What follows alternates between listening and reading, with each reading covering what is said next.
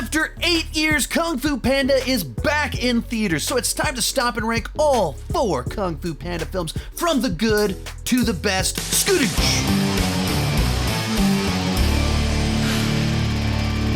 Hi, my name is Sean, and I love to talk about movies and TV way too much. With that in mind, go ahead and join me down below in the comment section. Share your ranking of all 4 Kung Fu Panda films. My list is not the right list. It's just my list, and I would love to see yours. Also, if you like this type of content, I've done a bunch of other DreamWorks rankings, including ranking all of the DreamWorks films just a few years back, as well as ranking individual franchises, Shrek, How to Train Your Dragon, all that fun stuff. If you like this video, there's more just like it, and let's get started.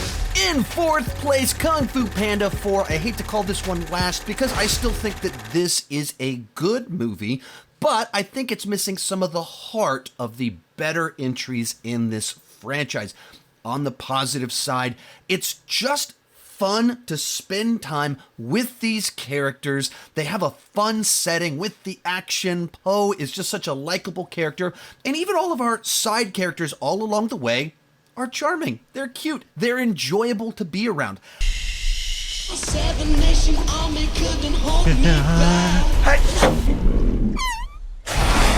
Likewise, I feel like this franchise is really good at giving us fun villains that you want to see defeated, and they did that once again with this film, with this chameleon villain that because of that, she's able to incorporate in these villains from past films, and it just makes for just an interesting enough of a spin on things to add something new and interesting to the mix.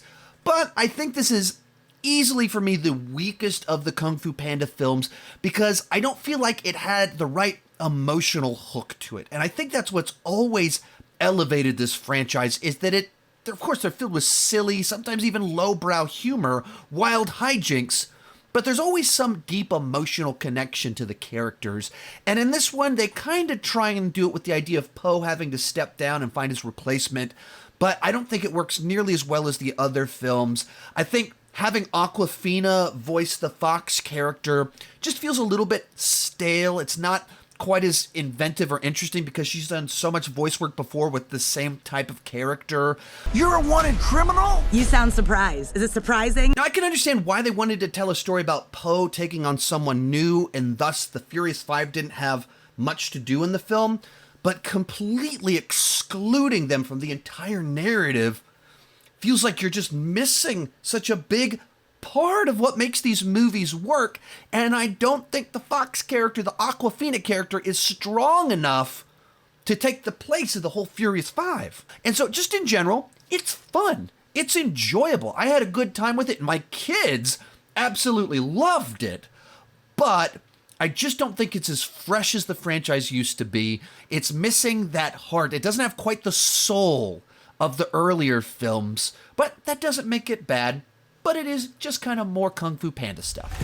In 3rd, Kung Fu Panda 3. After the crescendo and tease at the end of Kung Fu Panda 2, I felt like they set themselves up really nicely for some interesting opportunities with Po finally meeting his father. And in theory, on paper, I think this movie had all of the right ingredients with Po finally meeting his father. I hope you find your son. And I hope you find your father. Finally going to this panda village and learning about his history, but likewise seeing the way that his adopted father would struggle with his identity, with Po finding his real father and the excitement that comes with that. On paper, I think these are all the right ideas for where to take the franchise, do something new and different that has that emotional hook, that has that humanity to it. And I think it works well enough without ever really achieving the heights of the first 2 films. And so by this point in time, it just feels a little bit played out, like we've seen this all before. And it's just not quite as effective. It's not quite as potent. The jokes feel like we've done these jokes already just a little bit, so not quite as effective as it had been in the past.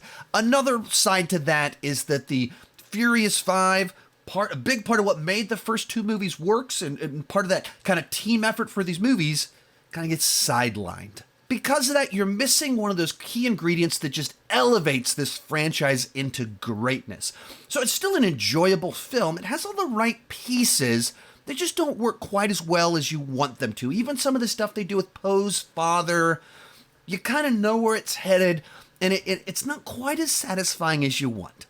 Never bad, but never as great as the first two films. Our runner-up, Kung Fu Panda, and this is a really great film. Now, I didn't watch this movie when it originally came out. I was in my late 20s, very busy starting a new career, newlywed, and I wasn't rushing out to watch a lot of animated films on date nights. So I didn't really watch this film in its entirety with a serious viewing until down the line when I had my own kids.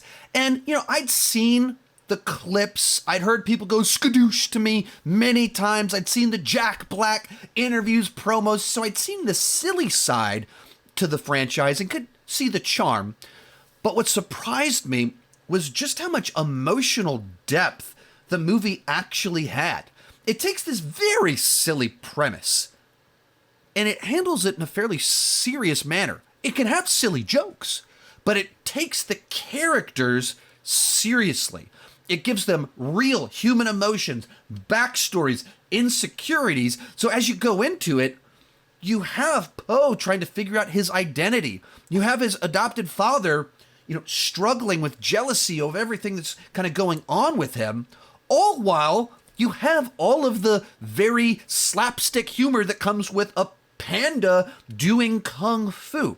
Another nice touch with this movie, as well as all these movies, is just great voice cast top to bottom. They're getting lively actors with big personalities to voice each of the characters, and that's always elevated every single one of these movies. And it goes back, it starts with this one where they just kind of lay the foundation. Of course, Jack Black is just such a legendary presence. Whether you can see him or it's just his voice, he brings everything to life. Never seen bear style. Would you hit it? How's that? I mean, he really is just kind of the perfect Poe to carry this franchise and lead it into battle.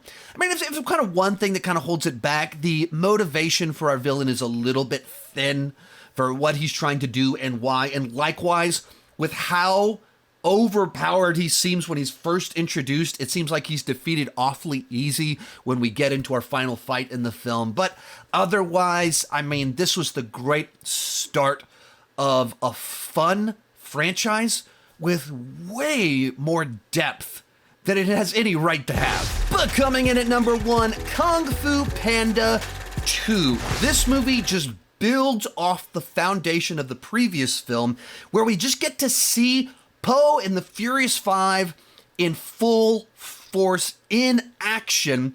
And what it manages to do is progress the narrative forward, but also go back and dive into Poe's past in a way that, like, I couldn't believe how much depth they actually gave his story, how meaty it was, how traumatic it was, and that they could find a tone, they could find that narrow path where you could be very silly and goofy, but also have this tragic backstory, this cruel, vicious villain that you want to see defeated, but also not go so far that it just feels like the movie has, tonal whiplash or has no idea what it's going for. They found just the right way to balance all of these different pieces and pull it together. Where are the signs? What signs? So many signs. They even managed to give Poe not just this backstory, but this journey of trying to come to find inner peace and balance that ties into this narrative where he's trying to move forward. He's looking at the past. He's learning about himself, about his family. All of it then crescendoing at the end of the film, where it's able to kind of close out all of our characters' arcs, and then it just ends on this tease of a panda village and the reveal of Poe's father.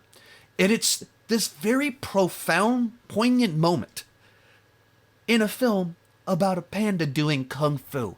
I just thought that was so cool when I first watched it, and then when I rewatched it a couple weeks back, I was like, This thing is just so well done. This is a really good movie and a really good franchise. But for me, this is the one that has the most depth to it, has some awesome action set pieces, and it just ends on such a great note. So for me, it comes in at number 1. Remember, if you enjoyed this video, I've got a bunch of other DreamWorks rankings. You can check them out right over here, in particular that one where I ranked all of the DreamWorks films from just a few years back. Hey, thank you so much for watching, and keep talking movies and TV to